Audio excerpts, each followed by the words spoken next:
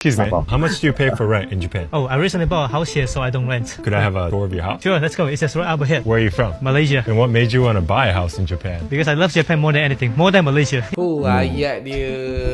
So member ni dia tak suka Malaysia. Dia kata lah Malaysia ni macam-macam masalah lah.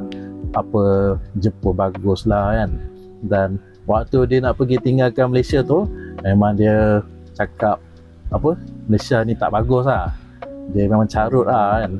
Dan dia juga mengaku yang dia bekas rakyat Malaysia. Dia buang lah dia punya warga negara tu. Tapi ni dia punya counter dia. Ada story lain.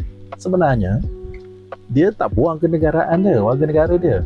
Dia pergi ke Jepun atas visa untuk bekerja. Dia bukan rakyat Jepun. Senang ke nak jadi dapat pasport Jepun tu? Kau dah lah orang Malaysia sejati lah. Kau tak ada apa hubungan dengan Jepun pun, melainkan minat kau saja. Okey, dia ada satu video. Sebenarnya video dah lama tau. Jadi kejadian ni baru balik tapi orang gali balik. Okey, kita tunjuk satu video. Muka dia pun aku rasa macam nak pergi penampak.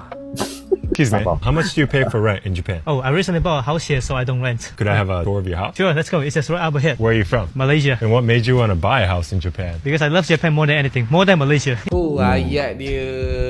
Kau nak belah, kau belah je. Tak payah kutuk.